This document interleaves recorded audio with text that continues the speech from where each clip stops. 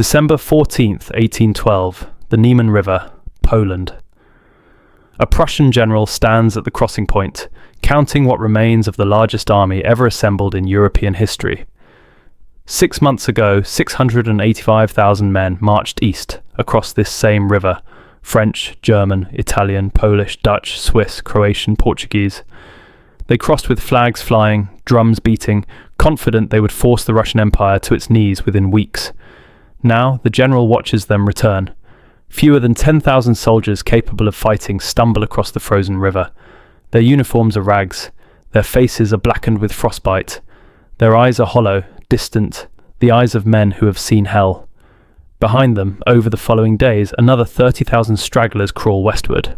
They are skeletal, many are barefoot, feet wrapped in strips of cloth or simply frozen black. Some are missing fingers, hands, noses, lost to the cold. They move in silence. No drums, no songs, just the crunch of snow and the rasping of breath. The rest, over 600,000 men, are dead. They lie frozen in snowdrifts along 1,000 kilometers of Russian wasteland. They float face down in the Berezina River. They rot in mass graves outside Smolensk, Vitebsk, Borodino. They were killed by cold, by starvation, by disease, by Cossack lances, by Russian muskets, by their own desperation. Entire regiments that entered Russia with thousands of men returned with dozens. Some units ceased to exist entirely. This is the story of the greatest military disaster in history before the World Wars. This is the story of Napoleon's 1812 invasion of Russia, and how an empire's ambition was shattered against the vastness of the Russian winter. But here's what most people don't know. It wasn't just the winter that destroyed the Grande Armée. The catastrophe was already unfolding in the summer heat, months before the first snow fell.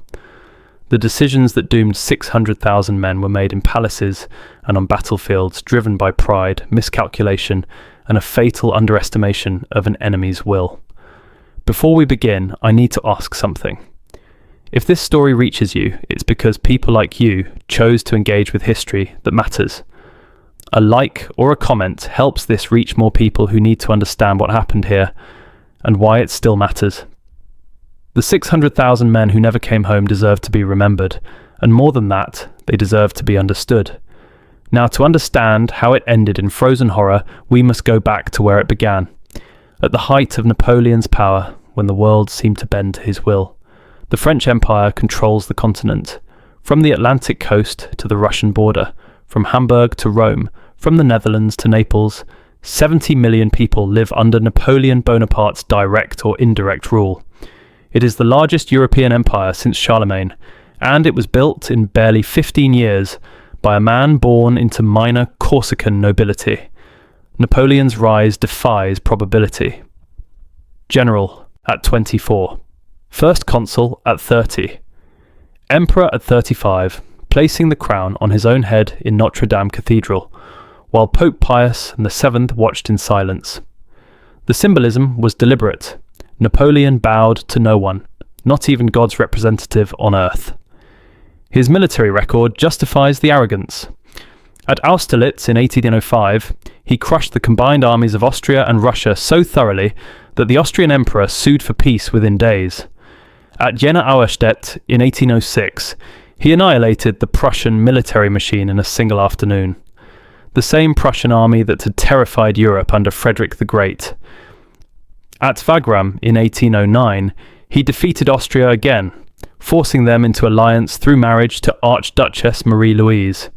Coalition after coalition formed against him. Coalition after coalition shattered. By 1811, there are no major continental powers willing to challenge France on the battlefield. Except one. But the relationship with Russia is complicated, built on an alliance that both emperors knew was temporary. In 1807, after defeating Russia at Friedland, Napoleon met Tsar Alexander the Van on a raft in the middle of the Niemen River. The location was neutral ground, neither French nor Russian soil. They talked for hours. Witnesses reported they emerged embracing like brothers, having divided Eastern Europe between them. The Treaty of Tilsit formalized what became known as the Peace of the Two Emperors. It lasted 3 years. The problem was Britain. Britain controlled the seas. Napoleon controlled the land. Neither could strike the decisive blow against the other. The English Channel was too narrow to allow French invasion fleets to cross undetected and too well defended to force. After the disaster at Trafalgar in 1805, when Admiral Nelson annihilated the combined French-Spanish fleet, Napoleon abandoned plans to invade Britain directly. Instead, he created the Continental System in 1806, a total economic blockade. Every European nation under French influence was forbidden from trading with Britain. The strategy was strangulation: deny Britain its markets, collapse its economy, force it to negotiate from weakness. It required total compliance across the entire continent. Russia agreed at Tilsit. For 3 years, Russian ports were closed to British goods, but by 1810 the Russian economy was hemorrhaging. Russia's wealth came from exports: grain, timber, naval stores. Britain was the primary market. Without British trade, Russian grain rotted in warehouses. The nobility, whose fortunes depended on agricultural exports, grew restless. Tsar Alexander faced pressure from his own court: lift the blockade or face internal revolt. In late 1810, Russian ports quietly began admitting British ships again. Napoleon knew immediately. His spies reported every violation. He sent diplomatic protests. Alexander replied with vague promises and continued opening Russian trade. Then Napoleon made it personal. In December 1810, he annexed the Duchy of Oldenburg, a small German state ruled by Duke Peter, who happened to be Tsar Alexander's uncle. Napoleon didn't even bother with a pretext. He simply declared Oldenburg part of France and evicted the Duke. Alexander took it as the insult it was intended to be. By early 1811, both empires were preparing for war they hadn't yet declared. French troops began concentrating in the Duchy of Warsaw, the Polish puppet state Napoleon had created from Prussian and Austrian territories. Russian armies moved to the western frontier. Diplomatic letters grew colder, then stopped entirely. Both emperors issued ultimatums the other ignored. Napoleon faced a choice: accept Russian defiance of the continental system or enforce compliance through war. Acceptance was impossible. If Russia broke the blockade with impunity, other nations would follow. The entire strategy against Britain would collapse. Napoleon's authority, built on the principle that his word was law across Europe, would be exposed as hollow. But war with Russia was not like war with Austria or Prussia. Russia was vast. His marshals knew it. His ministers knew it. Charles V of Sweden had invaded Russia a century earlier with 40,000 men and returned with barely 4,000. The Swedish king, once considered the greatest military mind in Europe, died in exile, broken by the Russian winter and scorched earth. Napoleon's advisors raised the comparison. He dismissed it. Charles V was reckless, he argued. Napoleon was methodical. Charles V had inadequate supplies. Napoleon would stockpile for months. Charles V underestimated Russian resilience. Napoleon would bring such overwhelming force that resistance would be futile. Most critically, Napoleon believed this would not be a war of conquest. It would be a punitive expedition, a limited campaign to force Tsar Alexander back to the negotiating table. March to the frontier, destroy the Russian armies in 1 or 2 decisive battles, threaten Moscow or St. Petersburg, dictate terms and return home before winter. 6 months, 8 at most. The same strategy had worked against every other opponent. There was no reason to think Russia would be different. In late 1811, Napoleon made his decision. Orders went out across the empire. Prepare for the largest military mobilization in history. The target, Russia. The objective, submission. The timeline, 1812. What he didn't know, what he couldn't conceive, was that Tsar Alexander had already decided he would never negotiate.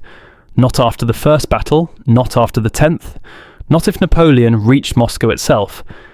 2 emperors, both convinced they could not afford to back down, were about to collide, and 600,000 men were about to pay the price. The assembly began in winter and continued through spring. Across the French Empire and its satellite states, conscription orders arrived in every province. From the barracks of Paris to the villages of Bavaria, from the Italian peninsula to the Dutch lowlands, men were pulled from farms, workshops and homes. The empire had been at war for over a decade. There were few young men left who hadn't already served. Napoleon lowered the conscription age and raised it, pulling in teenagers and men in their 40s.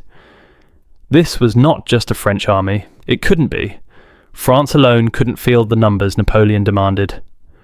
From the Kingdom of Italy came 27,000 troops.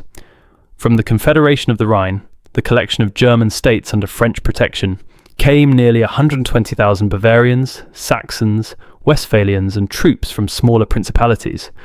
From the Duchy of Warsaw came 95,000 Poles fighting for the promise of a restored Polish nation. From Austria, technically an ally through Napoleon's marriage, came 30,000 men commanded by Prince Schwarzenberg, though their commitment was questionable. From Prussia, defeated and humiliated in 1806, came 20,000 men forced into alliance against their will. Even smaller contributions arrived: Dutch, Swiss, Croatian, Portuguese, Spanish. By June 1812, the force assembled along the Niemen River exceeded 685,000 men. To put that in context, this was larger than the entire population of most European cities. It was more men than had fought in any single campaign in European history. The logistics alone were staggering. Napoleon spent months planning the supply system. Massive depots were established in East Prussia and Poland. Danzig, Königsberg, and Warsaw became gigantic warehouses packed with grain, ammunition, medical supplies, and fodder. Some 250,000 horses were assembled, both for cavalry and to pull the wagon trains. Portable ovens were constructed to bake bread on the march. Engineers prepared pontoon bridges to cross rivers.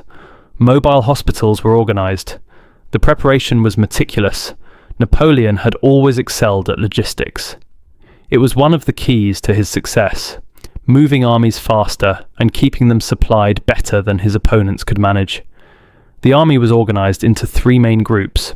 The centre, commanded by Napoleon himself, numbered approximately 450,000 men and would drive directly toward Moscow.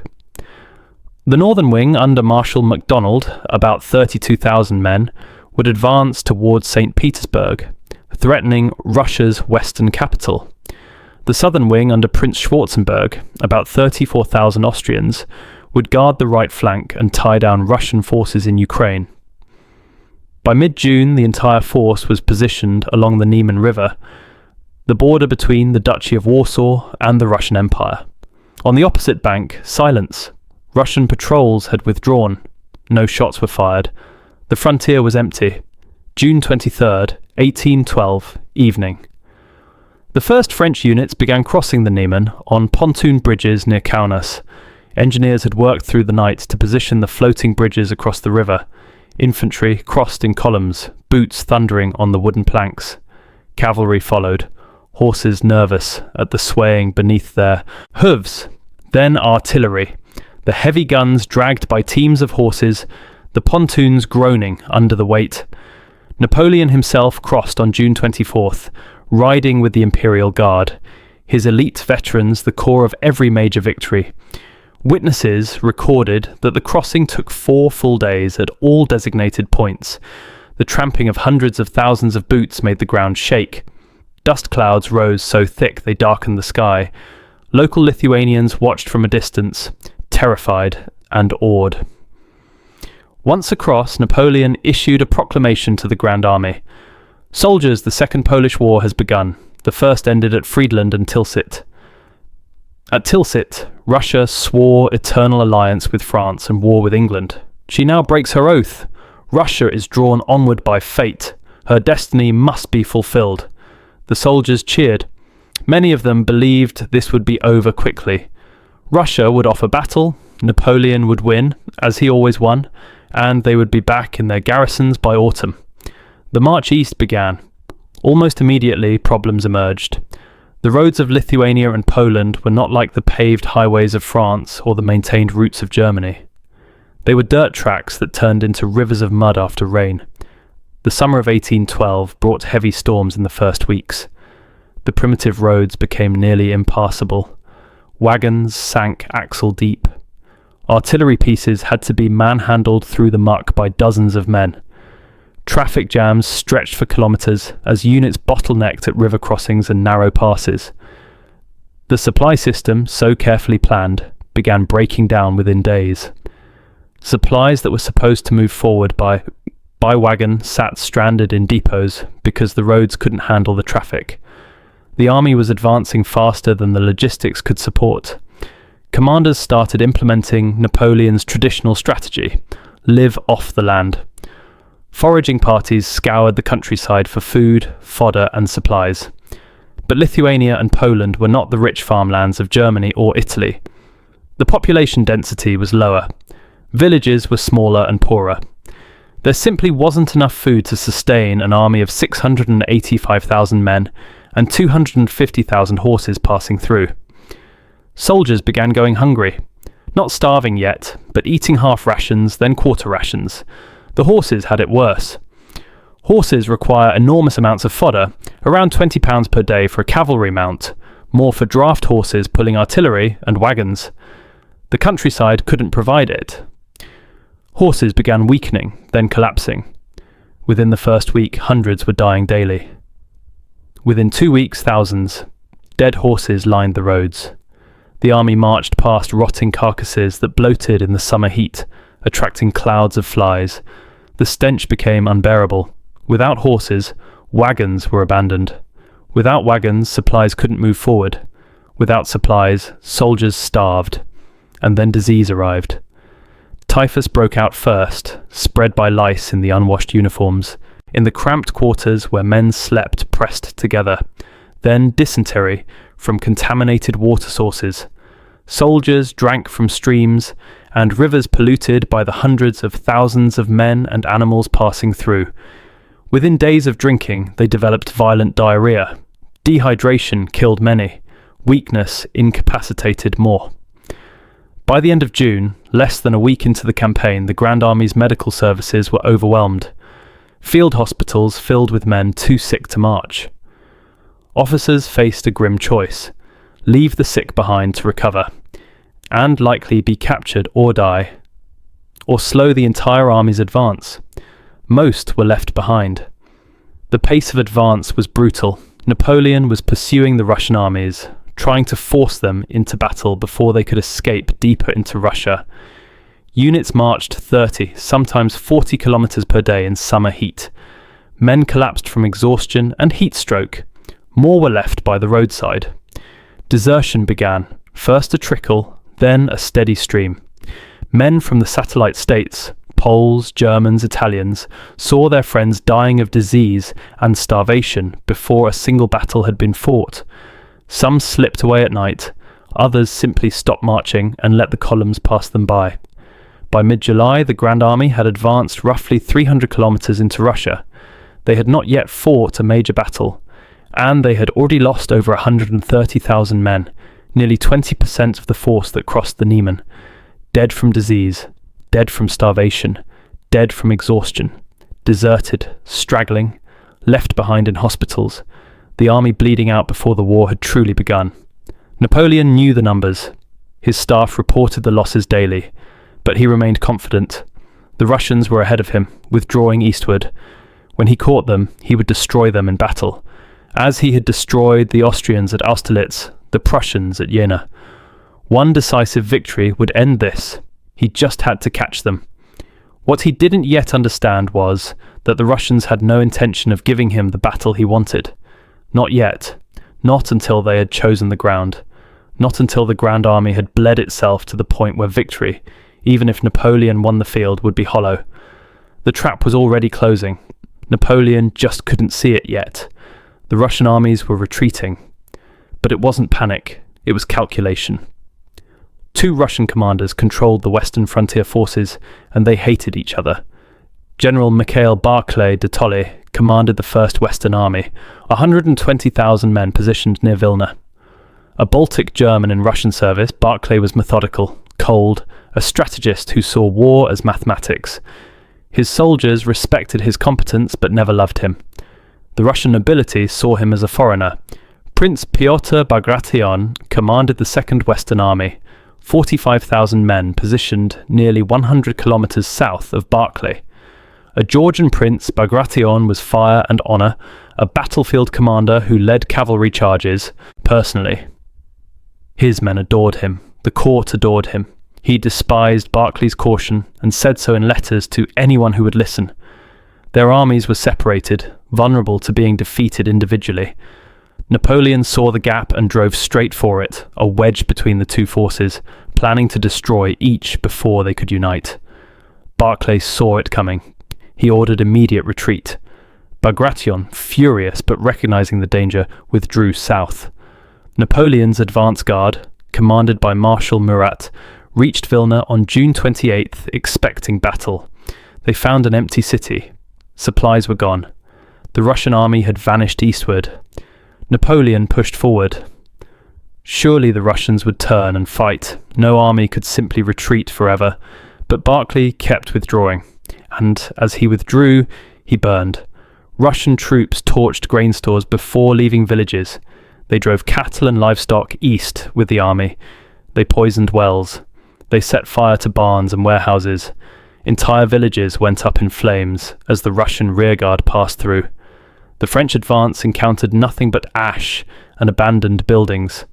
Foraging parties returned empty-handed. Starvation deepened. In St. Petersburg, the strategy ignited fury. Russian nobles demanded Barclay's arrest. He was abandoning sacred Russian soil without firing a shot. He was a coward, a traitor, possibly a French spy. Bagration wrote scathing letters to Tsar Alexander.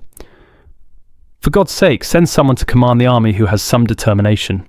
We are leading the enemy into the heart of Russia. This German will destroy us all. Alexander wavered. The political pressure was enormous. But Barclay's reports were clear. The French army was disintegrating on the march. Every day without battle weakened Napoleon. Every kilometre deeper into Russia stretched French supply lines to the breaking point. Barclay was trading space for time, and space was the one resource Russia had in infinite supply. By mid-July, the two Russian armies were still separated, but moving to link up. Napoleon, growing desperate, accelerated the pursuit. His soldiers were marching 40 kilometers per day in brutal heat. More collapsed, more died, more deserted. On July 28th, Napoleon reached Vitebsk with his forward units. He had been in Russia for 5 weeks. His army was already catastrophically weakened, and he had not fought a single major engagement. He halted. For the first time since crossing the Niemen, he seriously considered stopping the campaign. His marshals gathered in his headquarters, a commandeered mansion in Vitebsk. Maps covered the tables. The discussion was blunt. Marshal Davout, his most trusted subordinate, laid out the numbers. Of the 450,000 men in the main Central Army group, fewer than 200,000 were combat ready. Disease, desertion and starvation had consumed the rest in 5 weeks. Marshal Berthier, his chief of staff, raised the supply situation. Depots in Poland were failing to push supplies forward. The army was already on half rations. Horses were dying faster than they could be replaced. Marshal Ney, always aggressive, argued for pressing forward. The Russians were running. One more push would force them to fight. Napoleon listened, staring at the map. Moscow was marked in the distance, hundreds of kilometers deeper into Russia. St. Petersburg to the north, both tantalizingly close and impossibly far. Given the state of his army, he could halt here, consolidate, fortify Vitebsk and the surrounding region, spend the winter resupplying and reorganizing, resume the campaign in spring 1813 with fresh troops and full magazines. It was the rational choice, but it meant admitting he had failed to force a decisive battle. It meant wintering in hostile territory, with supply lines stretching back over 600 kilometers. It meant giving Tsar Alexander a full year to rebuild and prepare. Most critically, it meant showing weakness. The moment the other European powers learned Napoleon had halted his offensive without defeating Russia, the coalition would reform. Austria would turn, Prussia would revolt. The empire would face war on every frontier. Napoleon stood from the table. We continue. The pursuit resumed. On August 16th, near the city of Smolensk, the French advance guard finally caught a substantial Russian force, Bagration's Second Army, which was attempting to link with Barclay's First Army inside the city. Napoleon saw his chance. If he could take Smolensk quickly and trap Bagration before the armies united, he could destroy half the Russian force. He ordered an immediate assault. The Battle of Smolensk lasted 2 days. French artillery bombarded the old walls of the city, while infantry assaulted from 3 sides. Russian defenders held the walls desperately, buying time for Bagration to escape eastward. Buildings burned. The city's wooden structures ignited under cannon fire. By the second day, Smolensk was an inferno. On August 18th, the Russians evacuated under cover of darkness, blowing up ammunition stores as they left. The French entered a burning ruin. Napoleon stood in the charred wreckage and declared victory. But the Russian armies, now finally united under joint command, had escaped again. They were retreating toward Moscow. French casualties at Smolensk, approximately 10,000. Russian casualties, approximately 14,000. And the city itself was ash. No supplies, no shelter, nothing to sustain the army. The Grande Armée left Smolensk and continued east. By early September, Napoleon's central force had been reduced to approximately 160,000 combat-effective troops. Read that again. He had crossed the Niemen with 450,000 men in the main army.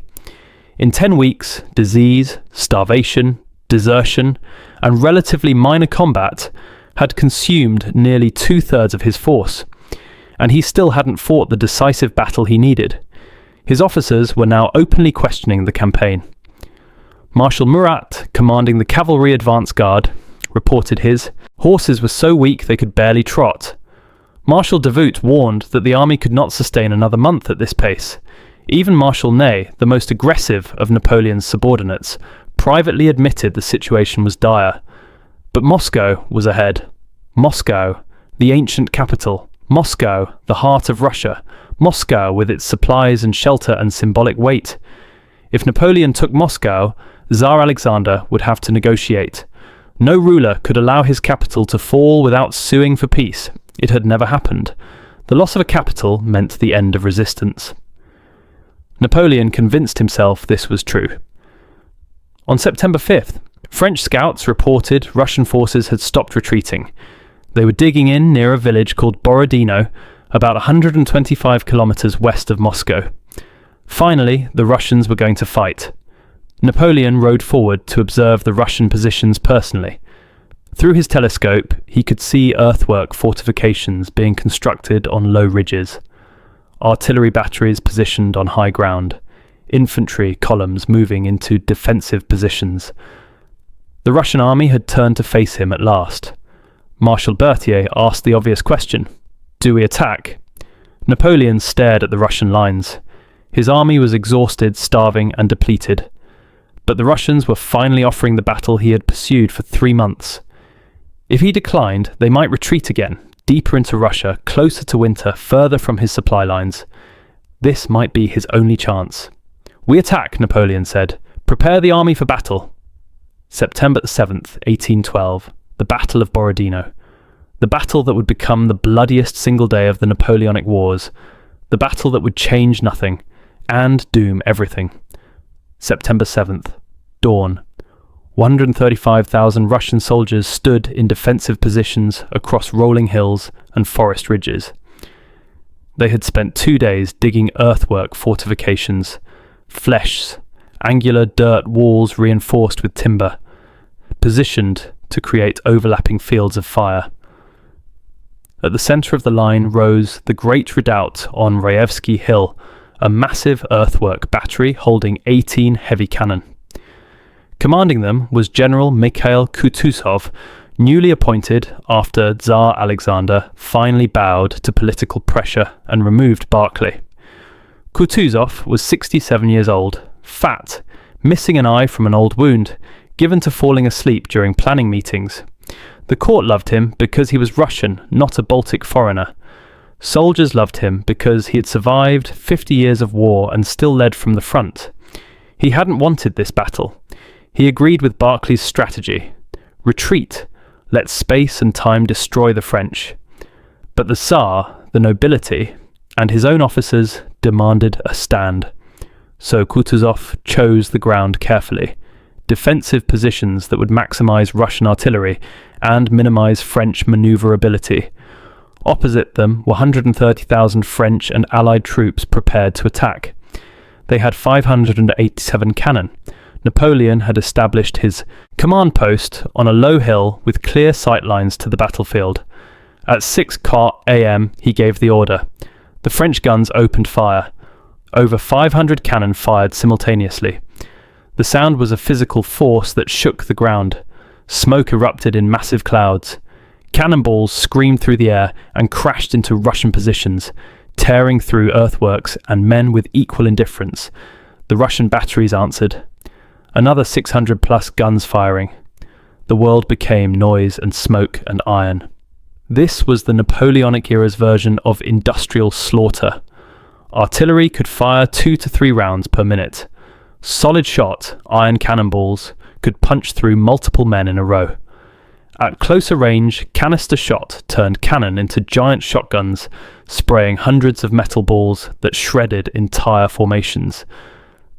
Explosive shells burst above or among infantry, scattering shrapnel. After an hour of bombardment, Napoleon sent in the infantry.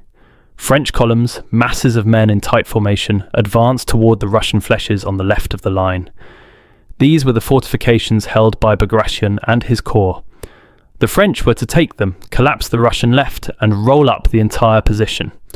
The columns marched forward through smoke so thick they could barely see 20 meters ahead. Russian artillery switched to canister. The effect was immediate and horrific. Men in the front ranks were simply erased. Heads, torsos, limbs disappearing in sprays of blood. Those behind stepped over the bodies and kept marching. They reached the flèches and assaulted with bayonets. Russian defenders fired muskets point blank, then met the French with bayonets of their own. Men stabbed, clubbed, and strangled each other in the confined earthworks. The fighting was hand to hand, desperate, savage. The French took the flèches. Russian reserves counterattacked and retook them. The French assaulted again. The flèches changed hands 3 times in 2 hours. Bodies piled so high inside the earthworks that men had to climb over corpses to fight. General Bagration, commanding the defence, was hit by shrapnel that tore into his leg. He refused to leave the field, rallying his men from horseback, even as blood soaked through his uniform. Finally, blood loss forced him to be carried away. He would die of the wound weeks later. But his men held. The flèches were eventually taken by the French, but at a cost that staggered even hardened veterans. Entire battalions were destroyed.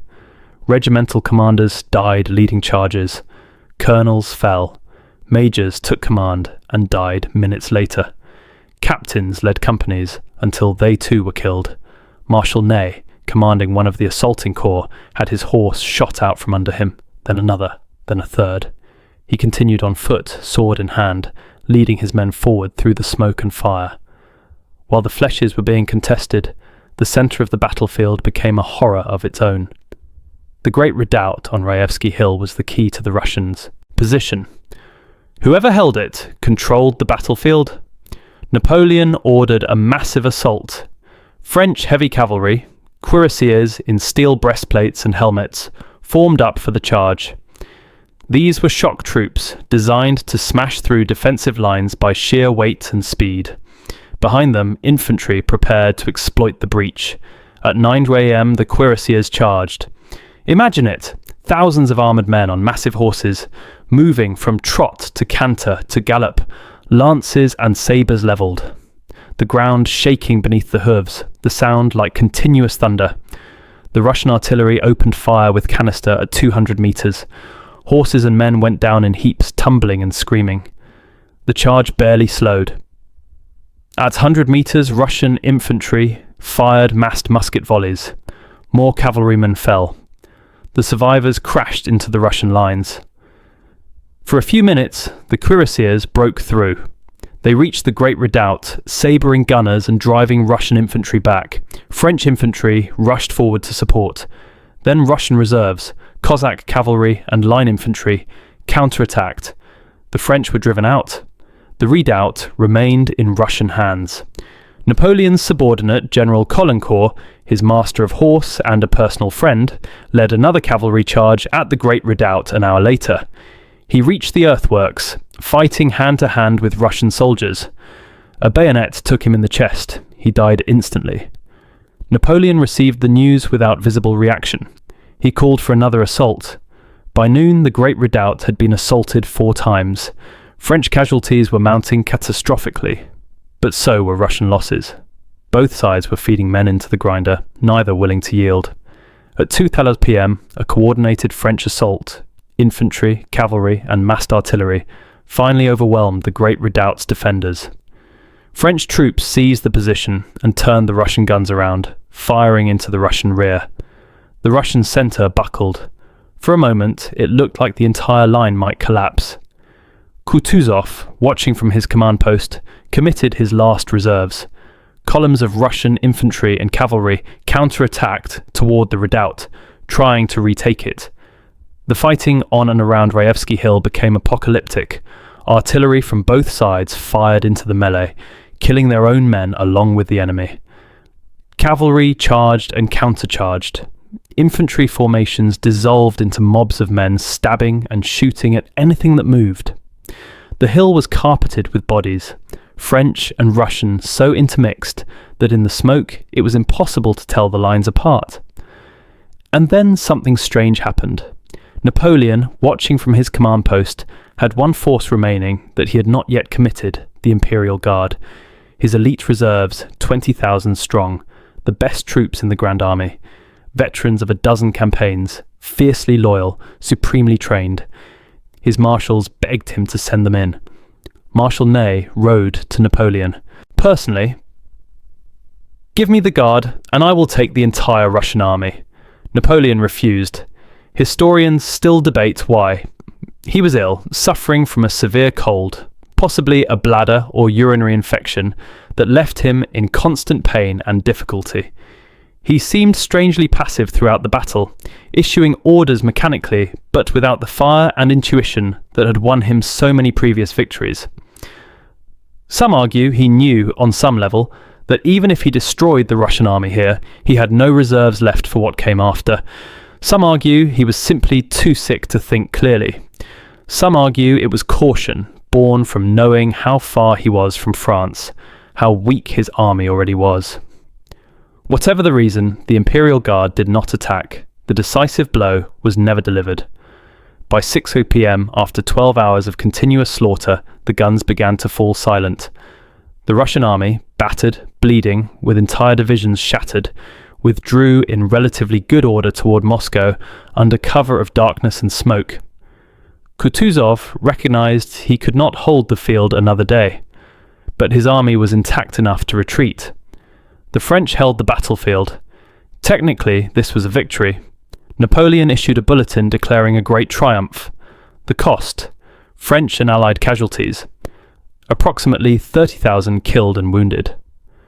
Russian casualties, approximately 45,000 killed and wounded. Combined, over 70,000 men became casualties in a single day. To put that in context, that's more casualties than the Americans suffered in the entire Revolutionary War. In one day. The battlefield was a vision of hell.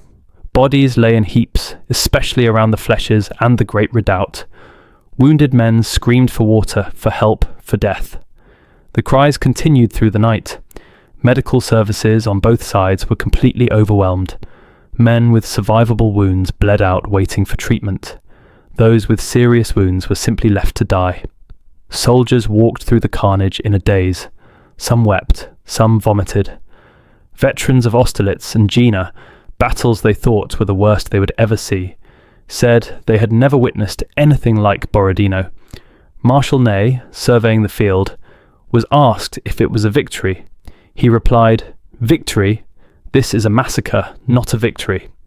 Napoleon himself walked the battlefield the next morning. He saw the bodies stacked like cordwood. He saw the blood-soaked earth. He saw the wounded still dying in the September sun. He said nothing, Because despite the staggering casualties, despite holding the field, despite technically winning the battle, Napoleon had failed to achieve his objective. The Russian army still existed. It had not been destroyed. It had not surrendered. It had withdrawn, battered but intact, toward Moscow, and Napoleon's own army was now so weakened that pursuit was almost impossible. The 30,000 casualties came from a force already depleted to 160,000. He now had perhaps 130,000 effective troops, no reserves, no fresh reinforcements, and still 125 kilometers from Moscow.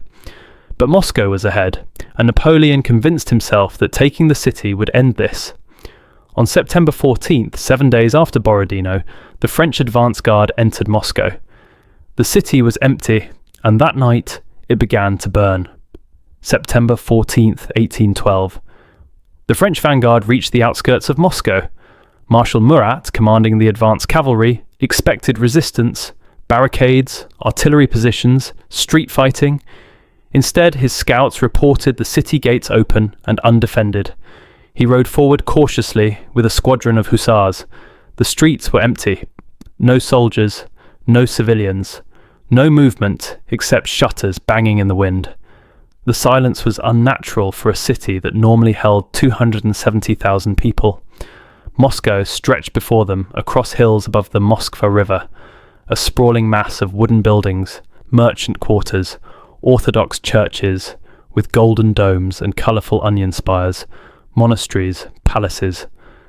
At the centre rose the Kremlin, ancient fortress walls of red brick, towers with peaked roofs, cathedrals with golden domes that gleamed in the afternoon sun. Murat's advance guard entered the Kremlin through the Borovitsky Gate. No resistance. The gates stood open. Inside the walls, palace buildings, armories, cathedrals, treasure houses, all abandoned. Napoleon arrived hours later with the main body. He established headquarters in the Kremlin, taking the Tsar's own apartments. He sat at Alexander's desk, slept in Alexander's bed. The symbolism was deliberate, the conqueror occupying the seat of Russian power. He waited for a delegation. In every other European capital he had entered, Vienna, Berlin, Madrid, civic officials or nobles had come to offer surrender and negotiate terms. It was how these things worked. The army was defeated, the capital occupied, the government sued for peace. Napoleon waited through the afternoon. No one came. He waited through the evening. The city remained silent. His marshals began reporting what they found. The arsenals were empty, weapons and ammunition evacuated. The granaries were mostly bare, grain either removed or destroyed. Moscow's governor, Count Fyodor Rostopchin, had ordered the evacuation of the entire population. Those who couldn't leave on their own were marched out under guard. Only a few thousand remained, the very old, the very sick, criminals released from prisons. And the fire pumps were gone, every single one, removed from fire stations and destroyed. That detail should have warned them. That night, fires began. First report came at midnight. Blazes in the merchant quarters south of the Kremlin. Small at first. Officers sent patrols to investigate. By the time they arrived, entire blocks were burning. Then fires erupted in the northern districts, then the west, then everywhere at once. French soldiers tried to fight the flames, forming bucket brigades from the river. But without fire pumps, it was useless, and the fires kept multiplying faster than they could be contained. By dawn on September 15th, Moscow was an inferno. Governor Rostopchin had left detailed instructions before evacuating. Prisoners were released and armed with torches. Barrels of oil were distributed. Key buildings were to be set ablaze simultaneously once the French occupied the city. Moscow, built largely of wood, would burn like kindling. The calculation was brutal. Better to destroy Russia's ancient capital than let it sustain the French army through winter. The fires burned for 3 days. Winds whipped the flames into firestorms that jumped from district to district. Entire neighbourhoods ignited in minutes. Wooden churches burned, their golden domes melting in the heat. Merchant warehouses full of goods, Fabric, furniture, oil, spirits exploded. The heat was so intense that iron gates glowed red. French soldiers, instead of resting after Borodino, fought for their lives against walls of flame. Some units were trapped in burning districts and had to abandon their positions, running through streets where buildings collapsed around them. Looters ransacking abandoned homes were caught by the fires and burned alive. Horses panicked and stampeded. Wagons full of wounded caught fire. Napoleon watched from the Kremlin. Ash fell like black snow. The sky turned orange, then red, then black with smoke. The roar of the flames was continuous, punctuated by explosions as buildings collapsed or powder stores ignited. On September 16th, flames reached the edge of the Kremlin itself. Napoleon was forced to evacuate temporarily to a palace outside the walls. He stood and watched Moscow burn, his face expressionless. When the fires finally exhausted themselves on September 18th, 3/4 of the city was gone. What remained was a landscape of ash and charred timbers. Blackened church walls stood like broken teeth. Smoke still rose from embers. The smell of burning wood and burned flesh hung in the air. Napoleon returned to the Kremlin and walked through the ruins. His soldiers were camped among the wreckage, trying to salvage what food and supplies survived. It wasn't enough, not nearly enough to sustain 100,000 men through winter. The psychological impact was crushing. Every previous enemy, Austria, Prussia, Spain, had negotiated once their capital fell. But Russia had burned Moscow rather than let it be used. This was beyond Napoleon's experience, beyond his calculations. He sent peace proposals to Tsar Alexander, multiple letters through different channels. He tried direct appeals. France and Russia had been allies. They could be allies again. He tried threats. The might of the French Empire demanded respect. He tried reasoning. Continued war served neither empire. Alexander in St. Petersburg received the letters and did not respond.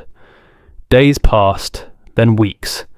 Napoleon remained in Moscow, paralyzed by indecision. His marshals urged immediate retreat.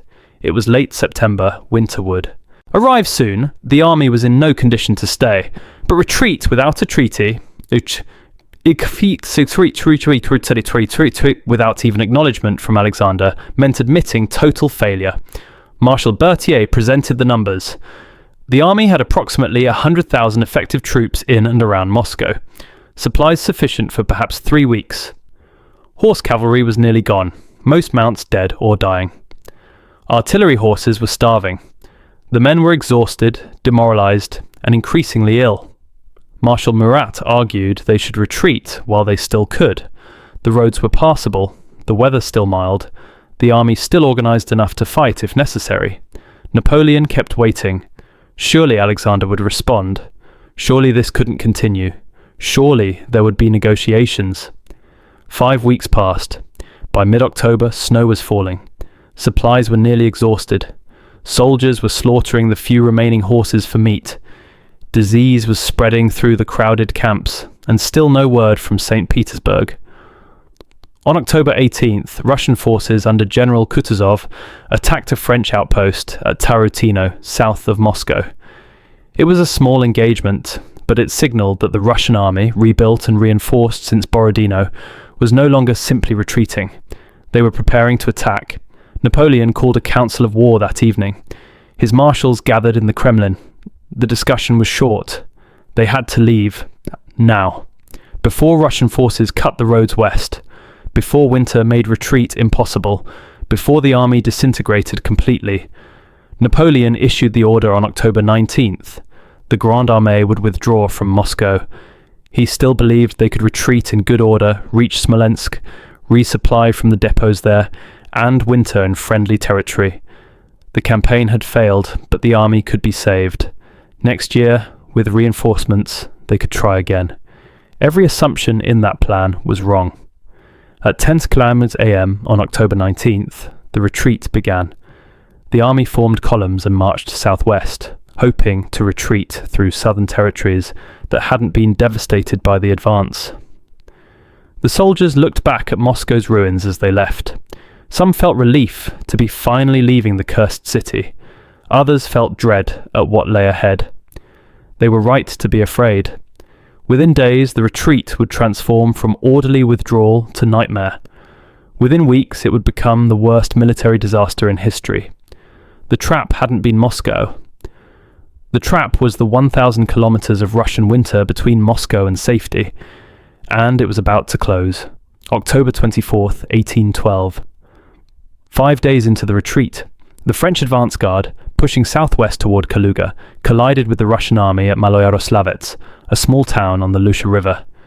Kutuzov had positioned his forces to block the southern route. He wasn't going to let Napoleon retreat through untouched territory. The battle lasted all day. The town changed hands 8 times. Buildings burned. Streets ran with blood. By evening, the French technically held the town, but at a cost of 5,000 casualties against a reinforced, well-supplied Russian army. Napoleon rode forward to assess the situation personally. Through his telescope, he could see Russian forces in strong defensive positions beyond the town, waiting for him to attack again. He made the decision that sealed his army's fate. Turn north, back onto the main road through Smolensk. It was the same road they had advanced on, the same road already stripped of every resource. The same road littered with the dead from the advance. Now 100,000 men and what remained of the baggage train would have to retreat along it, finding food where there was none.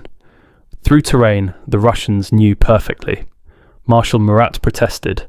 Marshal Ney argued for forcing through at Maloyaroslavets, but Napoleon's nerve had broken. He would not risk another major battle with the army in its current state. The northward turn began on October 26th, and the weather turned with it. The first snow fell that night. Light at first, then heavier. Temperatures dropped below freezing. Men who had marched through summer heat and autumn rain now faced winter with inadequate clothing. Here's what had happened to their equipment. After Borodino and the occupation of Moscow, soldiers had discarded their heavy packs to make room for loot. Gold candlesticks, silver plate, fine fabrics, icons stripped from churches, treasures that were worthless in the Russian wilderness, but which men carried anyway, hoping to sell them if they made it home. Greatcoats were abandoned as too heavy, extra boots discarded, field rations thrown away to make room for stolen goods. Now the temperature was dropping and they had no protection. The first men started freezing to death in early November. They would lie down to sleep around the campfires and simply not wake up. Others froze while walking, collapsing mid-step, dying where they fell.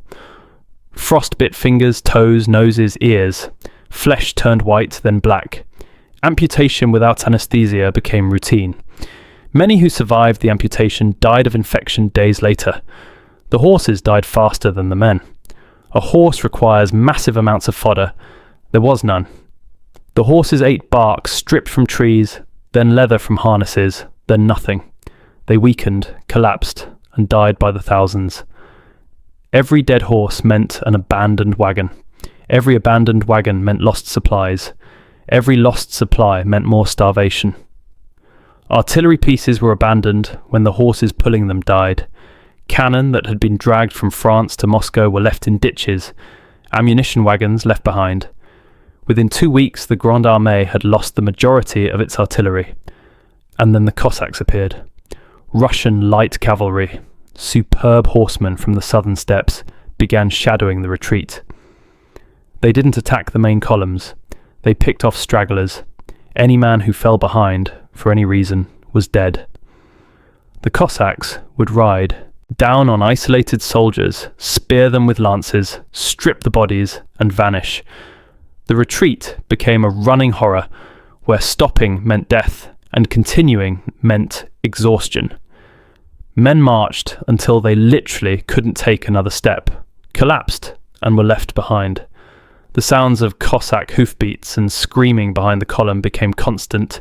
No one looked back. Looking back meant seeing friends being killed, and there was nothing anyone could do. Discipline began collapsing. Units that had maintained cohesion since the Niemen crossing started dissolving. Officers couldn't control their men.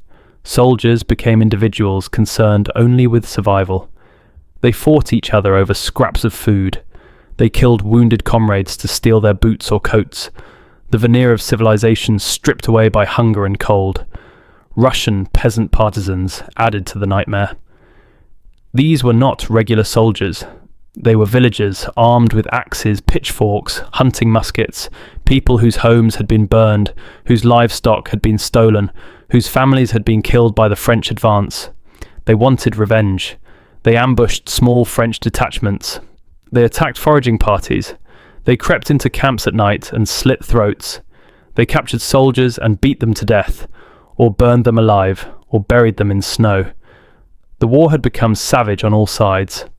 By early November, the Grande Armée was no longer an army. It was a mob of starving, freezing men stumbling westward, preyed upon from all sides. The temperature kept dropping. 10 degrees, 20 degrees, 30 degrees at night. Men's breath froze into ice on their beards and uniforms.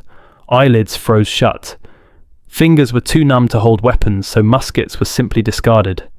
Men urinated blood from kidney failure caused by extreme cold. Hallucinations from starvation and hypothermia became common. Soldiers seeing phantom villages, phantom food, phantom rescuers. The dying helped the dying, and both perished together. November 9th. The army reached Smolensk. This was supposed to be salvation. The city where supply depots had been established during the advance. Magazines full of food, ammunition, clothing. The promise of resupply had kept men moving for the last 100 kilometers. They found the depots nearly empty. Corruption, mismanagement, and raids by partisans had gutted the supplies. What remained was nowhere near sufficient for 100,000 starving men. The warehouses were stormed by soldiers who broke discipline completely, fighting each other for mouldy bread and rotten meat. Officers tried to restore order. Some soldiers were shot for looting. It didn't matter. Discipline was gone. The army stayed in Smolensk for 4 days, consuming what little was there. Then it had to move again. Russian forces were closing in from multiple directions. Stay, and they would be trapped and annihilated. On November 13th, the retreat from Smolensk began. What left that city was no longer recognizable as the Grande Armée. It was a ragged column of skeletal men in rags, many barefoot, with feet wrapped in cloth or simply frozen black, shuffling westward without hope, driven only by the animal instinct to survive. Marshal Ney commanded the rearguard, the last units covering the retreat, holding off pursuing Russian forces. His corps had entered Russia with 40,000 men. He now had perhaps 8,000. On November 15th, near the town of Krasnoy, Russian forces under General Kutuzov and General Miloradovich attempted to cut off the retreat entirely. For 3 days, Ney fought a desperate series of delaying actions. His troops, starving, exhausted, outnumbered, held critical positions just long enough for the main body to escape, then fell back to the next position. Russian artillery pounded them. Cossack cavalry charged repeatedly. Infantry assaults overran position after position. Ney's corps was being destroyed, but he bought time with blood. By November 17th, Ney was cut off from the main army with fewer than 2,000 survivors. Russian forces surrounded him and demanded surrender. He refused. That night, he led his men across the frozen Dnieper River, under fire from Russian batteries on both banks. Men were hit and fell through the ice, drowning. Others were shot and fell where they stood. Ney himself carried the regimental eagle, leading from the front.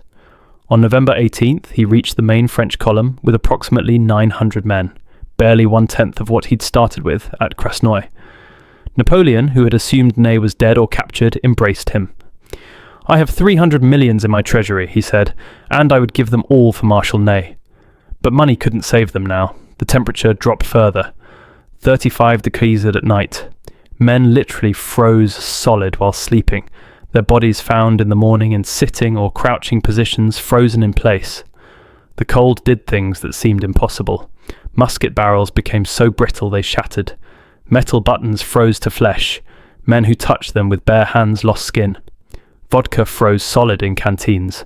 Spit froze before it hit the ground. And through it all, the Cossacks kept coming. shadows in the snow, death on horseback, constant, relentless, merciless. By late November, the army had been reduced to approximately 40,000 armed soldiers capable of fighting, plus another 40,000 unarmed stragglers and camp followers, wives, servants, merchants who had followed the army, wounded who somehow kept moving. Ahead lay the Berezina River. Under normal circumstances, by late November, the river should have been frozen solid enough to cross on the ice. But a brief warming period had partially thawed it. The result was a 100-metre wide channel of icy water flowing fast, filled with chunks of floating ice. The bridges had been destroyed by Russian forces days earlier, and 3 Russian armies were converging to trap Napoleon against the river. Admiral Chichagov with 30,000 men from the south, General Wittgenstein with 30,000 Puns from the north, and Kutuzov's main force of 80,000 from the east. Over 140,000 Russian troops, closing in on 80,000 exhausted, starving French, trapped against an impassable river. This should have been the end. Total annihilation. The complete destruction of the Grande Armée and the capture of Napoleon himself. But the French had one final miracle left. General Jean-Baptiste Eblé commanded the army's Dutch engineer corps. He had 400 engineers and a handful of tools, axes, hammers, nails scavenged from abandoned villages. No proper bridging equipment, no pontoons, just men and whatever materials they could find. On November 25th, Eblé's engineers began constructing 2 trestle bridges across the Berezina near the village of Studianka. They worked standing in the river. The water was chest deep and near freezing. Chunks of ice flowed past, battering them. They drove wooden pilings into the riverbed using hammers and brute force. They laid crossbeams scavenged from dismantled village houses. They nailed planks across the beams to create a roadway. Men died while working. Hypothermia killed them where they stood. They simply slumped forward into the water and were carried away by the current. Others were crushed by floating ice or structural collapses. Eblé kept them working through the night by torchlight. By dawn on November 26th, 2 narrow, shaking bridges spanned the Berezina. The crossing began. 80,000 people funneled toward 2 wooden bridges barely wide enough for a single wagon. French soldiers crossed first to secure the far bank, then artillery, then wagons, then the mass of stragglers. Russian artillery opened fire from across the river. Cannonballs crashed into the crowds waiting to cross. Shells exploded in the mass of humanity. Panic erupted. People pushed, shoved, trampled each other trying to reach the bridges. The bridges, overloaded and damaged by ice, collapsed. Engineers frantically made repairs, while bodies floated downstream. The bridges reopened. The crossing continued. For 3 days, this horror continued. Marshals Oudinot and Victor commanded rearguards, fighting desperate battles on both sides of the river to hold off the converging Russian armies. Artillery duels raged. Cavalry charged and countercharged. Infantry formed squares and fired volleys until they ran out of ammunition, then fought with bayonets. On the eastern bank, the crowd waiting to cross grew increasingly panicked. Russian forces were closing in. Artillery fire was getting closer. People could hear the sounds of battle approaching. On the morning of November 29th, General Eblé received orders from Napoleon: burn the bridges to prevent Russian pursuit. Thousands of stragglers were still on the eastern bank. Mostly camp followers, wounded civilians. They screamed, they begged. They rushed toward the burning bridges, trying to cross, even as the flames consumed the wood. Some tried to wade or swim across the icy river. They died within minutes, in the freezing water. Others stood on the bank and were captured by the arriving Russian forces. Many were simply killed. The bridges burned completely. The crossing was over. Approximately 50,000 Danes had made it across. The rest were dead or captured. General Eblé, who had stood in freezing water for days keeping his men working, died of pneumonia a few days later. The army, what remained of it, staggered westward. On December 5th, Napoleon made his final decision. He left the army. Travelling in a sleigh with a small escort, he raced toward Paris. His stated reason, rumours of a coup attempt the need to raise a new army before the European powers realized the extent of the disaster. The unstated reason: he was abandoning the men he had led into Russia. He left Marshal Murat in command and disappeared into the night. The remnants of the Grande Armée continued the retreat without him. On December 14th, 1812, the survivors crossed the Niemen River back into Poland. Prussian General York, commanding a Prussian corps in French service, counted them as they crossed. Fewer than 10,000 organised soldiers. Perhaps another 30,000 starving, frostbitten, diseased wrecks who stumbled across over the following days. Of 685,000 men who had crossed into Russia 6 months earlier, fewer than 40,000 returned capable of any service. The rest were dead, captured, deserted, missing, gone. The greatest army ever assembled in European history had been annihilated, not by a single battle, not by one decisive defeat, but by hunger, disease, cold, and the vastness of Russia itself. The retreat from Moscow to the Niemen, 1,000 kilometers of frozen hell, had consumed them completely, and the consequences were about to reshape Europe. The numbers tell a story that defies comprehension. 685,000 men crossed the Niemen River into Russia in June 1812. Fewer than 40,000 returned fit for service in December. That's a 94% casualty rate across 6 months. But raw numbers hide the texture of catastrophe. Let's break it down by what actually happened to them. Approximately 400,000 dead.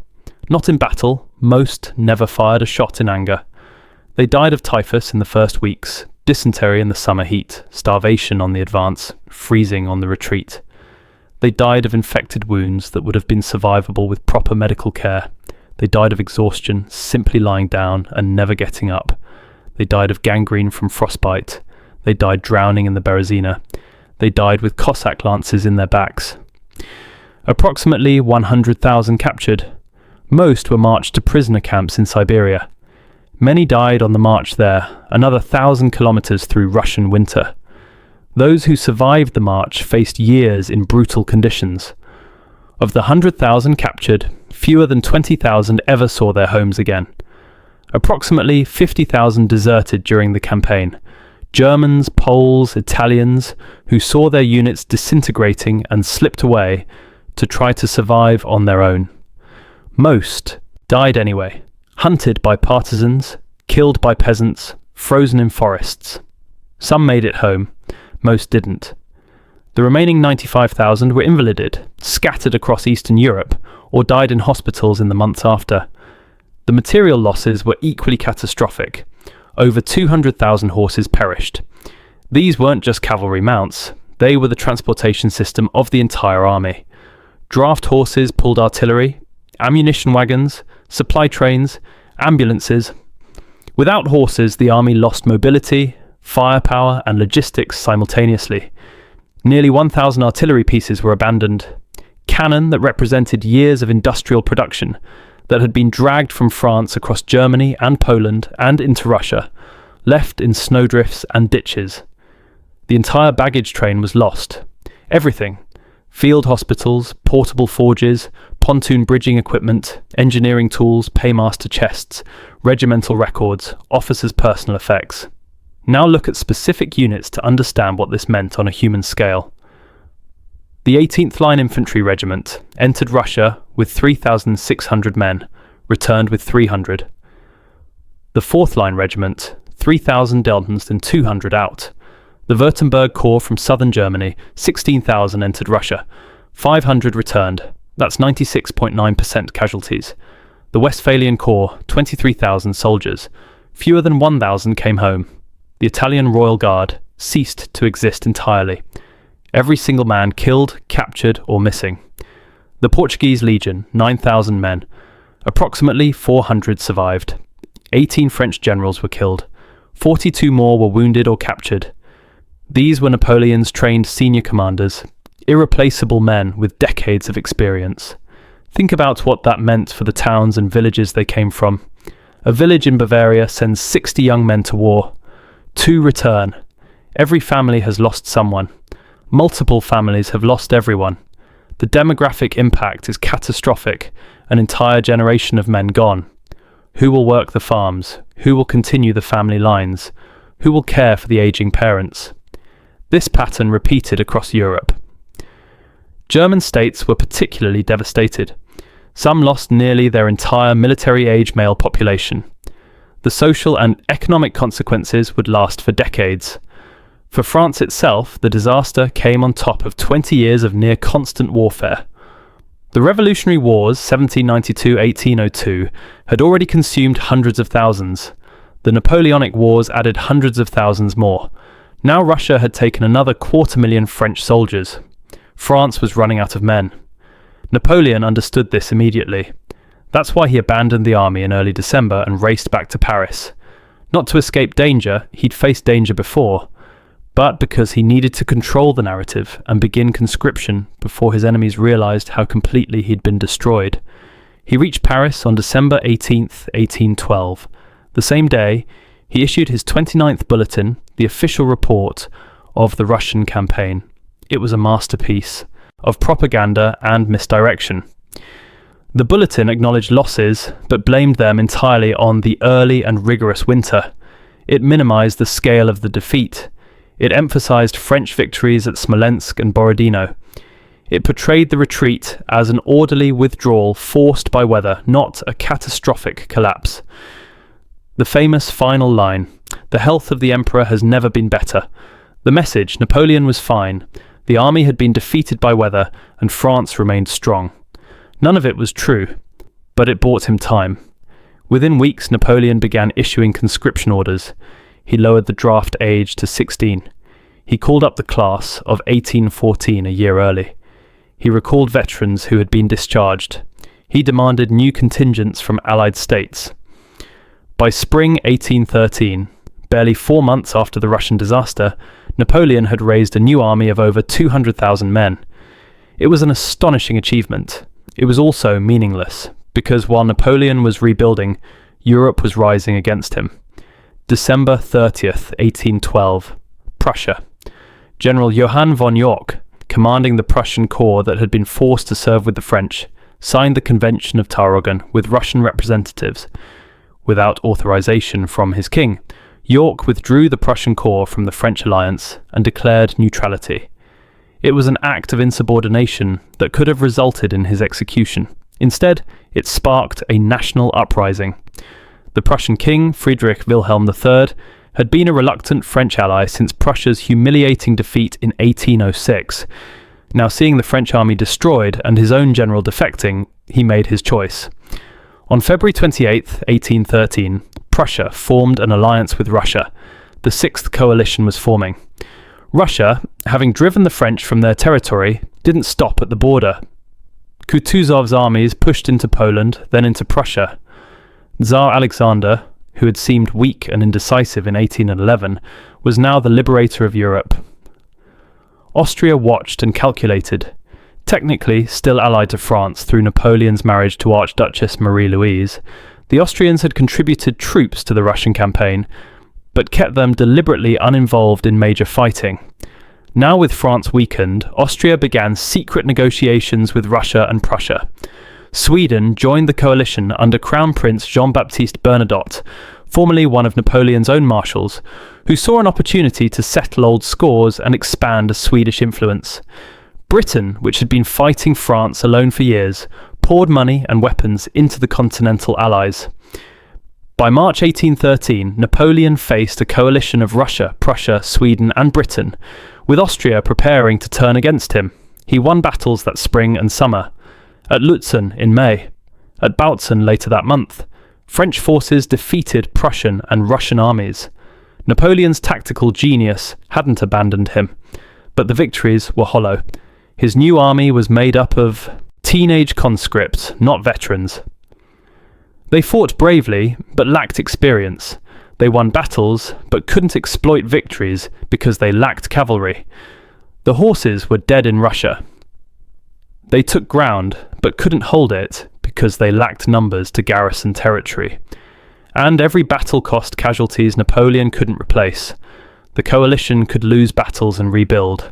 France could not. In August 1813, Austria joined the coalition. Napoleon now faced over 500,000 Allied troops converging on him from multiple directions. October 16th, 19th, 1813. Leipzig, the Battle of Nations. Napoleon, with approximately 190,000 troops, faced over 380,000 coalition soldiers. For 3 days, fighting raged around the city. Napoleon held his ground initially, but he was outnumbered 2-1 and eventually forced to retreat.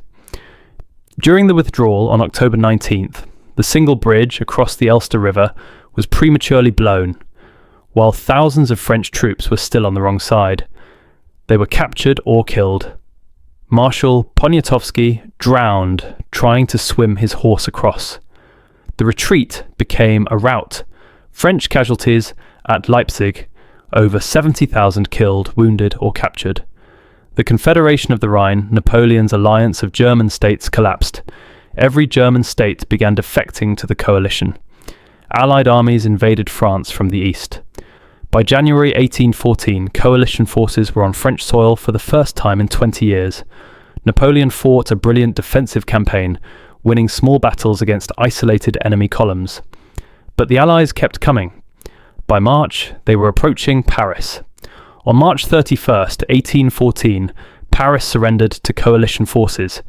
Napoleon's marshals, the men who had followed him for 15 years, told him it was over. Marshal Ney, the bravest of the brave, said to his face, "The army will not march." On April 6, 1814, Napoleon abdicated as Emperor of France. He was exiled to the island of Elba in the Mediterranean. The Bourbon monarchy was restored under Louis XVI. The empire was finished. He would return for the 100 Days in 1815, only to be finally defeated at Waterloo. But that was epilogue. The true end of Napoleon's empire wasn't Waterloo, it was Russia. Everything that followed, Leipzig, the invasion of France, the abdication, was consequence flowing from the catastrophe of 1812. The moment Napoleon ordered his army across the Niemen, the sequence of events that would destroy him was set in motion. But here's the critical question that has echoed through 2 centuries. Why did it happen? The common answer is simple. Winter. General Winter defeated Napoleon. The cold destroyed the Grande Armée. It's a comforting narrative. It removes human agency.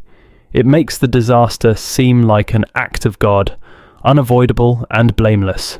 It's also wrong. And understanding why it's wrong teaches us far more than the comfortable myth ever could. The myth goes like this.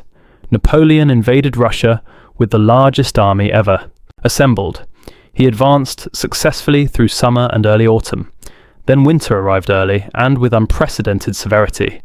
The Russian winter, colder than anything the French had experienced, froze the army to death. If not for the unusual cold, Napoleon would have succeeded. Every part of this narrative is false or misleading. Let's dismantle it piece by piece. The logistics failure. The Grande Armée was too large to supply, period. Weather was irrelevant. An army of 685,000 men plus 200,000 horses requires staggering amounts of food and fodder daily. Historians estimate roughly 900 tons of food and 1,800 tons of fodder needed per day just to maintain basic operations. Napoleon's logistics system was based on 2 elements: pre-positioned supply depots and living off the land. It had worked brilliantly in Germany, Italy and Austria, regions with dense populations, good roads and productive agriculture. Russia was different. Population density was a fraction of Central Europe's. Roads were primitive dirt tracks that became impassable after rain. Agricultural surplus was minimal even in peacetime. The math simply didn't work. Even if the weather had been perfect, even if the Russians hadn't burned anything, there was not enough food in Lithuania and Western Russia to sustain 685,000 men moving through it. The army was starving by mid-July, in summer, months before winter. Soldiers were on reduced rations within 2 weeks of crossing the Niemen. Horses were dying in massive numbers from lack of fodder during the hottest part of the year. This wasn't weather. This was logistics failure that was baked into the campaign from the start. The disease catastrophe. More men died of disease than cold. This is not speculation, it's documented in French medical records and officer reports. Typhus, spread by lice in unwashed uniforms and crowded camps, began killing soldiers in late June. Dysentery from contaminated water sources killed even more. By mid-August, before Moscow, before the retreat, before winter, the army had lost over 200,000 men primarily to disease. French medical officers reported that disease casualties outnumbered combat casualties by at least 10 to 1 during the advance. The retreat worsened this because exhausted, starving men have weakened immune systems, but disease was devastating the army in summer. Winter didn't cause the typhus epidemic. Poor sanitation, contaminated water, lice-infested clothing, and the concentration of hundreds of thousands of men in unsanitary conditions caused it. The timeline failure. Napoleon started too late and stayed too long. The original plan called for invading in early May. Diplomatic delays and logistical problems pushed the start to late June, nearly 2 months late. Those 2 months were critical. Had Napoleon crossed the Niemen in early May, he would have had 5 months of good weather instead of 3. He might have forced a decisive battle by midsummer, occupied Moscow by August, and either negotiated peace or withdrawn by September. Instead, he crossed in late June, didn't reach Moscow until mid-September, and didn't begin the retreat until late October. The retreat began October 19th. The temperature that day was above freezing. The first snow fell on October 26th. Light snow, not a blizzard. Temperatures didn't drop to truly killing cold, 20 degrees and below, until mid-November. But the army was already disintegrating before the severe cold hit. Why? Because they had already been starving for months. Because they had already lost most of their horses. Because they were already diseased and exhausted.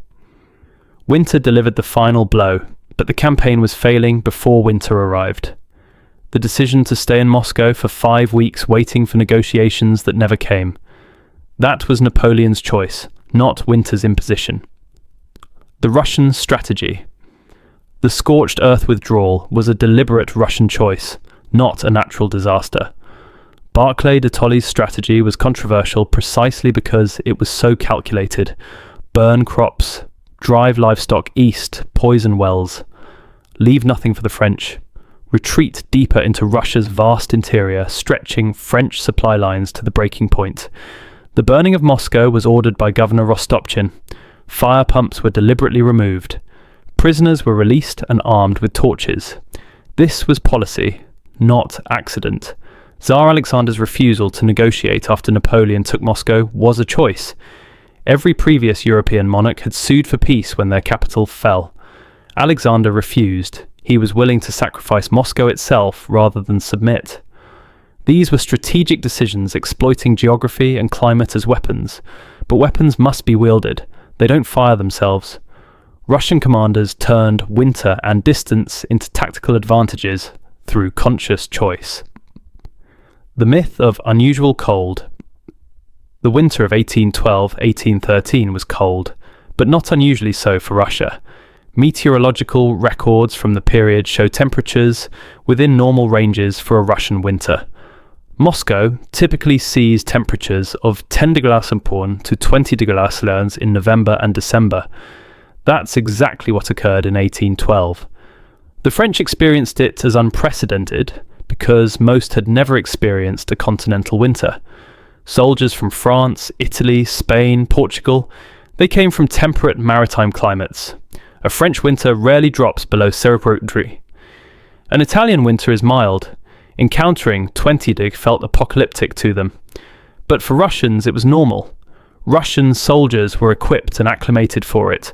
French soldiers were not. This wasn't unusual weather.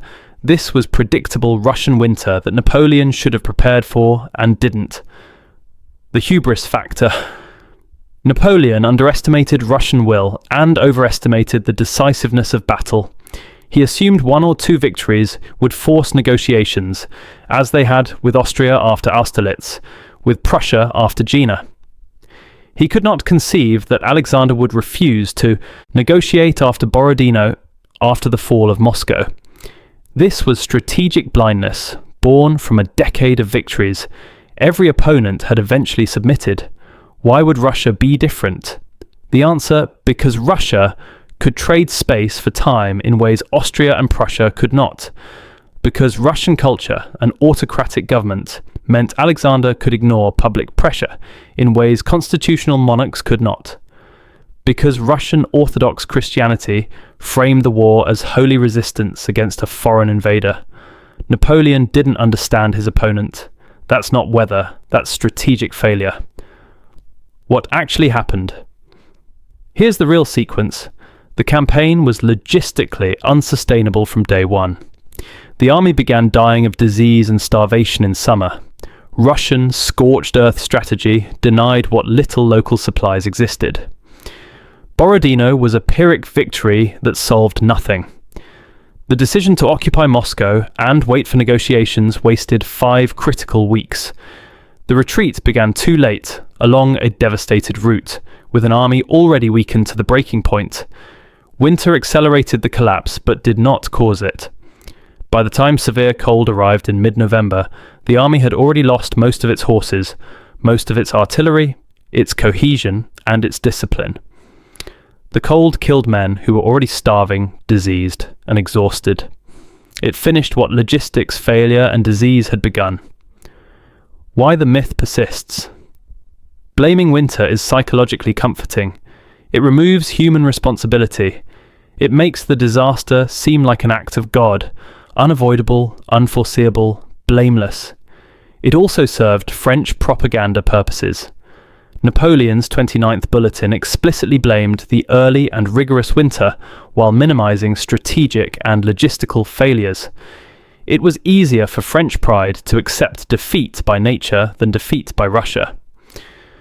The myth allows us to avoid confronting the real lessons, that overconfidence leads to catastrophic miscalculation, that logistics matter more than tactical brilliance, that underestimating your enemy is fatal, that knowing when to stop is as important as knowing when to start. Winter makes a better story than the emperor ignored supply calculations and stayed too long. But history's job isn't to tell comfortable stories, it's to tell true ones. The real lesson. The 1812 campaign failed because Napoleon made a series of strategic errors, invading with an unsustainable force, pursuing an enemy who refused to fight on his terms, staying in Moscow, waiting for negotiations that would never come, and retreating too late along a route that could not support his army. Winter was the context in which these errors became fatal, but context is not cause. 600,000 men died because their emperor miscalculated and refused to admit it until too late. That's the truth Winter's myth obscures, and it's the truth that has far more to teach us than any fairy tale about cold weather. Now, let's look at what happened next, and how this disaster reshaped the world. While Napoleon raced back to Paris in December 1812, Europe's kings and ministers were reading reports from the Niemen River crossing, and realizing what they meant. The Grande Armée was gone. The myth of French invincibility was shattered. And the man who had terrified the continent for a decade was vulnerable. The first move came from an unexpected source. December 30th, 1812, a headquarters in East Prussia. Prussian General Johann von Yorck commanded 20,000 Prussian troops that had been forced to fight alongside the French in Russia. His corps had survived relatively intact by avoiding heavy combat, deliberately staying on the campaign's periphery, while French units bled themselves out. Now, with the French army destroyed, Yorck made a decision that would change everything. Without orders from his king, without authorization from Berlin, he met with Russian representatives and signed the Convention of Tauroggen, withdrawing Prussian forces from the French alliance and declaring neutrality. It was technically treason. Yorck could have been executed for it. Instead, he became a national hero. Prussia had been humiliated by France in 1806. The Treaty of Tilsit had reduced Prussia to a French client state. Territory seized, army limited to 42,000 men, massive indemnities imposed. For 6 years, Prussian King Friedrich Wilhelm III had endured the humiliation, forced to ally with the power that had destroyed him. York's act of defiance gave him the opening he needed. On February 28, 1813, Prussia formally allied with Russia. Prussian War Minister Gerhard von Scharnhorst, who had been secretly rebuilding Prussia's military capacity for years, unleashed a wave of mobilization. Volunteers flooded recruiting centres. The wars of liberation had begun. In Vienna, Austrian Chancellor Metternich watched and calculated. Austria was technically still allied to France through Napoleon's marriage to Emperor Franz's daughter, Marie-Louise. But Metternich was a realist. He had seen the casualty lists from Russia. He knew France was weakened. He began secret negotiations with Russia and Prussia while publicly maintaining the French alliance. In Stockholm, Crown Prince Jean-Baptiste Bernadotte, born a Frenchman, formerly one of Napoleon's own marshals, committed Sweden to the coalition. Bernadotte had his own ambitions and old grudges against his former commander. In London, British Foreign Secretary Lord Castlereagh opened the treasury. Gold and weapons flowed to the continental allies. Britain had been fighting France alone for years. Now, finally, there was a real chance to end it. By March 1813, the Sixth Coalition had formed: Russia, Prussia, Sweden and Britain. Napoleon knew it was coming. That's why he had abandoned his army in December, to reach Paris ahead of the news and begin rebuilding before his enemies could mobilize. What he accomplished in 4 months was extraordinary. Through ruthless conscription, he raised over 200,000 fresh troops by spring 1813.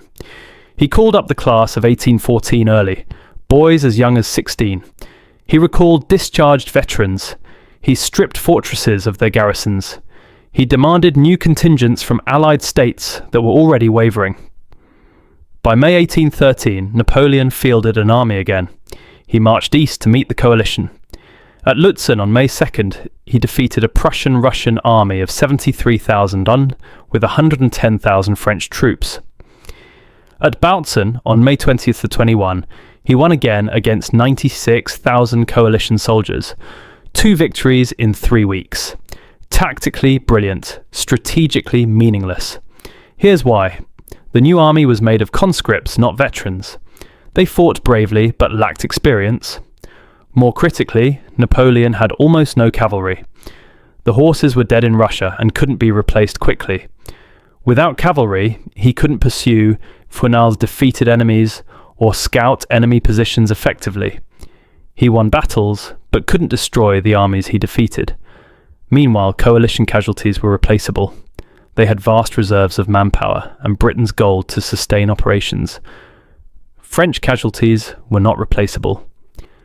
Napoleon was burning through his last generation of fighting-age men, and Austria was about to turn. In June 1813, an armistice was declared to negotiate peace. Metternich met with Napoleon personally at Dresden. The Austrian Chancellor offered terms. France could keep its natural frontiers, the Rhine, the Alps, the Pyrenees, but must abandon Italy, Germany, Poland and Spain. It was generous. It would have left Napoleon ruling the most powerful state in Europe. But it required him to accept limits. Napoleon refused. After 2 decades of expanding French power, he couldn't accept contraction. He couldn't conceive of France as just one power among many, rather than the dominant force. Metternich left the meeting knowing war would continue. On August 12, 1813, Austria joined the coalition. Napoleon now faced over 500,000 coalition troops, converging from multiple directions. Prussians and Russians from the north, Austrians from the south, a mixed allied force from the west. He had perhaps 440,000 troops scattered across Germany, trying to defend too much territory. The coalition plan was simple. Avoid battle with Napoleon personally, but attack his subordinates whenever possible. Wear down French forces through attrition. Converge on a central point and force a decisive battle only when numerical superiority was overwhelming. Through September and early October, this strategy worked. French marshals lost battles, territory was abandoned. Napoleon rushed from crisis to crisis, winning tactical victories but losing the strategic picture. By mid-October, coalition armies were converging on Leipzig. Napoleon concentrated his forces there, approximately 190,000 troops. Facing him were over 380,000 coalition soldiers, Austrians under Prince Schwarzenberg, Prussians under Field Marshal Blücher, Russians under Tsar Alexander, personally, and a Swedish corps under Bernadotte. October 16th, 1813. The Battle of Nations began. For 3 days, fighting raged around Leipzig. Unlike previous coalition efforts, this time they maintained coordination. When Napoleon attacked one sector, others pressed their fronts to prevent reinforcement. When he shifted forces, they shifted with him. The French fought desperately. Units that had never seen combat before held their ground against veteran coalition troops. But the numbers were impossible. 2 coalition soldiers for every French one. More artillery, more cavalry, more reserves. On October 18th, Saxon and Württemberg units, German states that had fought with France for years, defected to the coalition mid-battle. They simply turned their guns around and fired into French positions. Napoleon ordered retreat that evening. The withdrawal became catastrophic. There was only one bridge across the Elster River. Over 30,000 French troops were still in Leipzig, fighting rearguard actions when a junior officer, panicking as coalition forces approached, blew the bridge prematurely. Thousands of French soldiers were trapped on the wrong side. Some tried to swim the river. Marshal Poniatowski, commander of the Polish Corps, tried to swim his horse across and drowned. Others were captured. Most were killed. French casualties at Leipzig exceeded 70,000 Torland, killed, wounded, captured. Coalition casualties were around 54,000 Tulda, but they could afford it. Napoleon could not. The Confederation of the Rhine collapsed immediately. Every German state that had allied with France switched sides or declared neutrality. The Grand Duchy of Warsaw dissolved. The Kingdom of Westphalia ceased to exist. Napoleon's entire system of allied states in Germany evaporated in days. By November, coalition armies crossed the Rhine into France itself. For the first time in 20 years, France faced invasion. Napoleon fought a brilliant defensive campaign through January-March 1814, the 6 Days Campaign, where he won multiple battles against isolated coalition columns with inferior forces. Militarily, it was some of his finest work. But it didn't matter. The coalition had overwhelming numbers and kept advancing. Paris was the target. Napoleon's own marshals began breaking. Murat, King of Naples, signed a separate peace with Austria to keep his throne. Bernadotte refused to invade France, focusing Swedish forces on Norway instead. Others simply stopped following orders with enthusiasm. On March 30th, 1814, coalition forces reached Paris. The city's garrison, commanded by Marshals Marmont and Mortier, had 35,000 troops facing over 100,000 coalition soldiers. They fought for 1 day, then negotiated surrender. Paris capitulated on March 31st. Napoleon, with a small army, was at Fontainebleau, 55 kilometers away. He proposed marching on Paris immediately. His marshals refused. Marshal Ney, who had earned the title Bravest of the Brave at the Berezina, who had followed Napoleon through 2 decades of war, said to his emperor's face, "The army will not march, the army will obey me." It was over. On April the 6th, 1814, Napoleon abdicated as Emperor of the French. The Treaty of Fontainebleau exiled him to the island of Elba in the Mediterranean, with a pension and a tiny army of 1,000 guards. The Bourbon monarchy was restored under Louis XVI. The empire that had dominated Europe for 15 years was finished. Napoleon would escape Elba in March 1815, return to France, raise another army, and rule for 100 days before final defeat at Waterloo in June 1815. But that was an epilogue, a last defiant gesture from a man who couldn't accept that history had moved past him. The real end came in Russia. Everything after Leipzig, the invasion of France, the abdication, was just consequence playing out. 600,000 men marched into Russia. The empire died with them in the snow. What remains is the question of what it all meant, and what we're supposed to learn from it. 2 centuries later, bones are still being found. Construction projects in Russia, Poland, Lithuania, they uncover mass graves with disturbing regularity. French belt buckles corroded green, Russian buttons, musket balls, skeletal remains showing evidence of violent death, of disease, of frostbite severe enough to leave marks on bone. Museums across Europe preserve letters found on bodies. A French corporal writing to his mother that he hasn't eaten in 3 days. A Polish lancer describing watching his horse die. A German conscript from Bavaria saying he doesn't think he'll see home again. He didn't. These weren't soldiers in the abstract. They were sons, brothers, husbands, fathers. They had lives they expected to return to. Jobs, families, futures. Over 600,000 of them never came back. Think about that number in human terms. That's more than the entire population of most European cities in 1812. That's equivalent to killing every single person in Amsterdam, or Lisbon, or Naples. The demographic impact on some regions was catastrophic. German states lost entire cohorts of young men. French villages sent 50 men to Russia and got 3 back. The Bavarian military command recorded that of 30,000 Bavarian soldiers who entered Russia, fewer than 3,000 returned capable of service. Who married the women those men would have married? Who worked the farms they would have worked? Who inherited the family businesses they would have run? The economic and social disruption rippled through European society for a generation. And for what? Napoleon gained nothing. After 6 months of campaign, hundreds of thousands dead, the largest army ever assembled destroyed, he ended up with exactly the same strategic position he'd started with, except weaker. Russia remained defiant. Britain remained unconquered. The continental system remained ineffective. Within 2 years, he lost everything else as well. Russia lost hundreds of thousands of soldiers. And civilians saw Moscow burned, vast territories devastated. But Russia survived and emerged as the dominant land power in Europe for the next 40 years. So what's the lesson? This isn't about winter. It's about what happens when ambition becomes untethered from reality.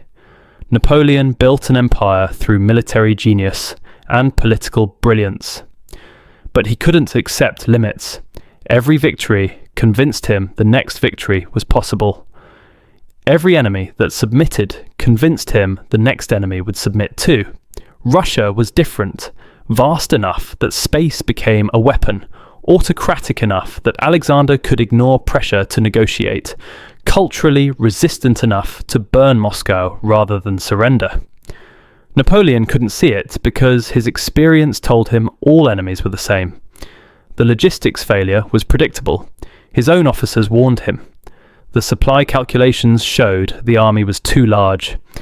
The timeline showed the start was too late. He ignored all of it because he'd always made the impossible work before. That's hubris, not the pride of arrogance, but the blindness of success. When you've redrawn the map of Europe, why would you believe Russia could stop you? The 1812 campaign is what happens when strategic vision loses contact with operational reality, when political objectives exceed military capability, when confidence becomes overconfidence. It's also what happens when you don't know when to stop. Napoleon could have halted at Vitebsk in July, could have wintered there, consolidated, resumed in 1813. He didn't. Could have left Moscow in September instead of waiting 5 weeks for negotiations that were never coming. He didn't.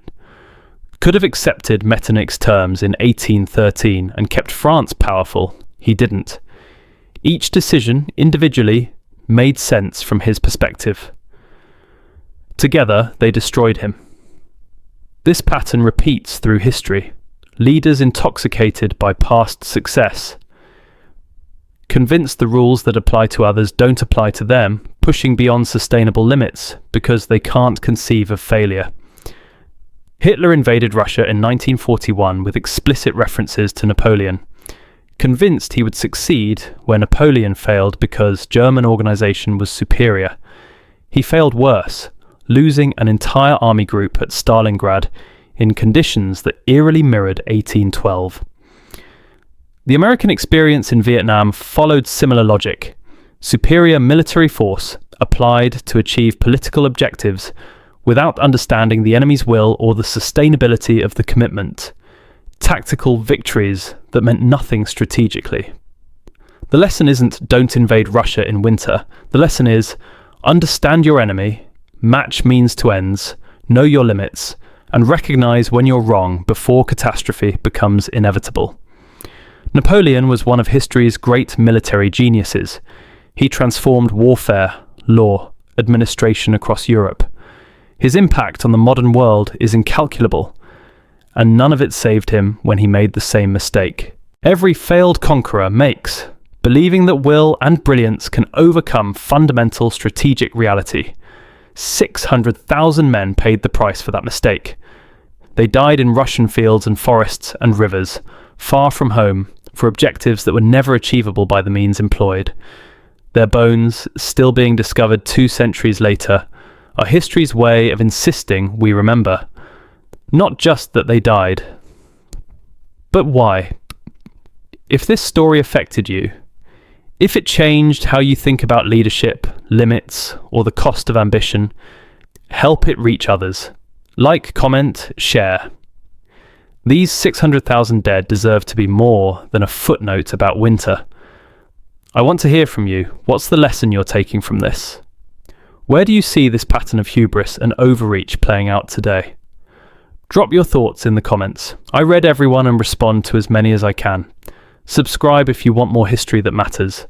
Stories that don't just tell you what happened, but force you to think about why it matters. The ghosts of 1812 are still teaching, still warning, still showing us what happens when empire exceeds grasp. The only question is whether we're willing to listen. Thanks for staying with this story to the end. It's long, it's brutal, it's not easy. But neither was the history. These men deserve to have their story told fully and honestly. See you in the next one.